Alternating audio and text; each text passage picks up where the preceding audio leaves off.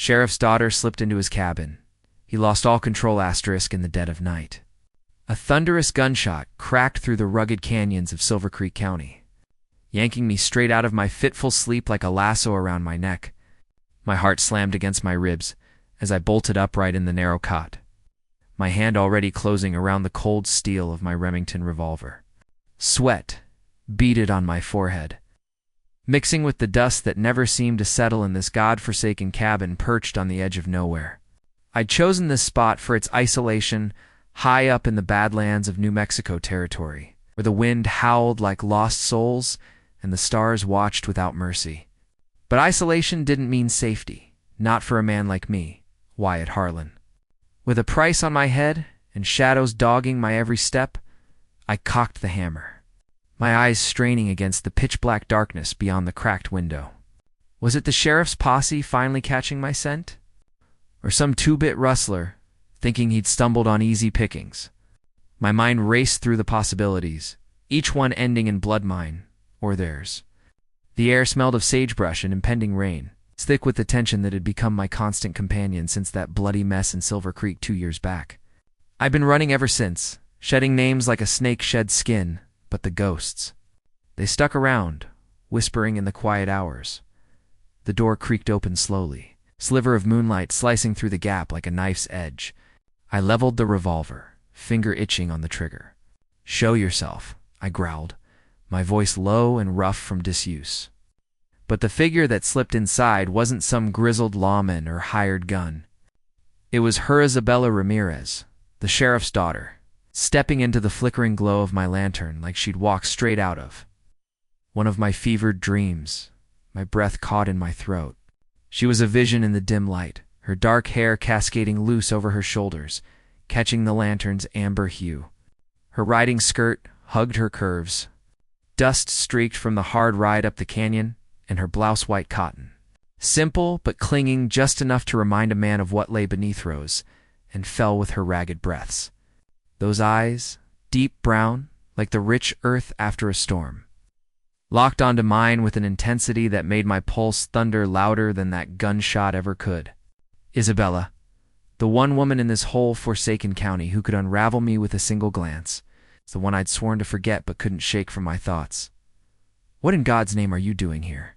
I demanded, lowering the gun, but not holstering it. Trust was a luxury I couldn't afford, not even with her. 8 months ago, I'd pulled her from the jaws of hell on that dusty trail to Albuquerque, and it had cost me more than I'd bargained for. But seeing her now, unannounced and uninvited, stirred something deep in my gut, a mix of fear, longing, and that damnable pull that had started the moment I'd laid eyes on her. She closed the door softly behind her, leaning against it as if her legs might give out. "Wyatt," she whispered, her voice trembling but steady like a river carving through rock. Not Jack Thorne, the alias I'd fed her that day. Wyatt Harlan. My real name, the one that carried a bounty and a curse. "I know who you are, and I know my father's coming for you at first light. He's got the noose ready. Sworn on Mama's grave he'll see you swing for what you did to Deputy Harlan." The words hit me like a gut punch. Deputy Frank Harlan, no kin of mine, but the irony burned like cheap whiskey. I'd killed him in what folks called a fair draw, but the sheriff saw it as murder, plain and cold. It had happened in a smoke-filled saloon in Silver Creek, where Frank had been terrorizing a young Navajo boy named Taza, barely 16, over some spilled drink that escalated into fists and threats. Frank drew first, his badge gleaming like false righteousness, but I was faster. One shot, and he was down. The town split on it. Some called me a hero for standing up to a bully hiding behind tin. Others, like Sheriff Antonio Ramirez, branded me a killer. I'd fled into the night, leaving behind a trail of regret and the echo of that boy's grateful eyes. But Isabella? She wasn't part of that nightmare. Or at least she hadn't been until that ambush 8 months back. I'd been riding under the name Jack Thorne, working odd jobs at ranches to stay invisible. When I crested a hill and saw 4 outlaws circling her like vultures on a fresh kill.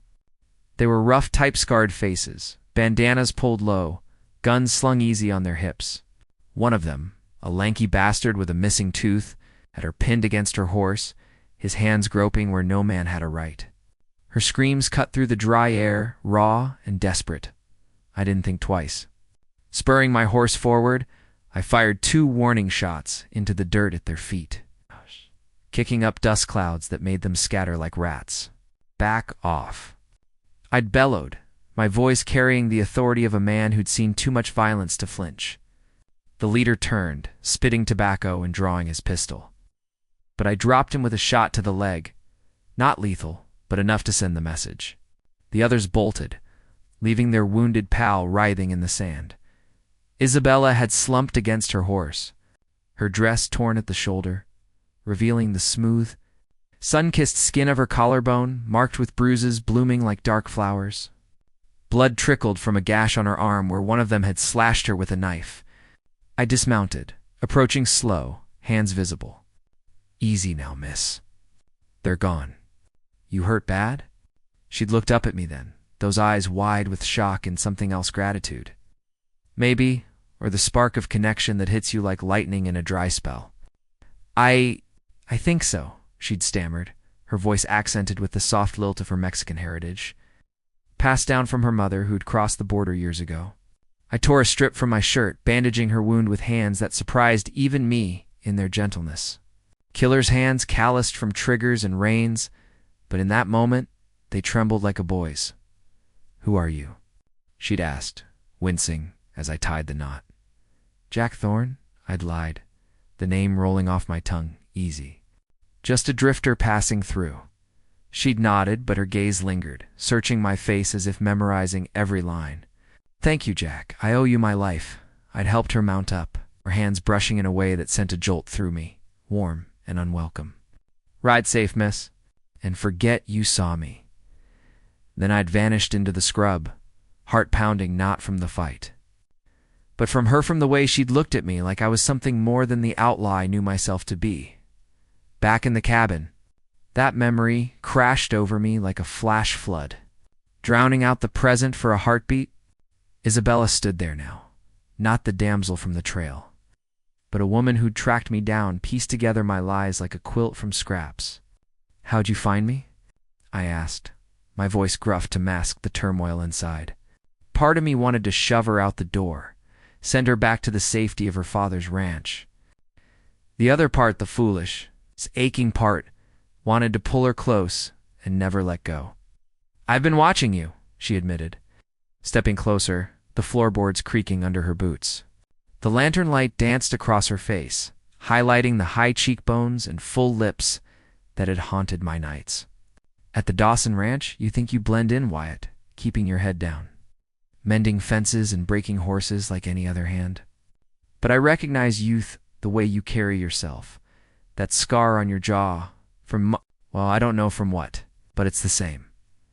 I backed up until the rough-hewn wall bit into my shoulders, the revolver still heavy in my hand.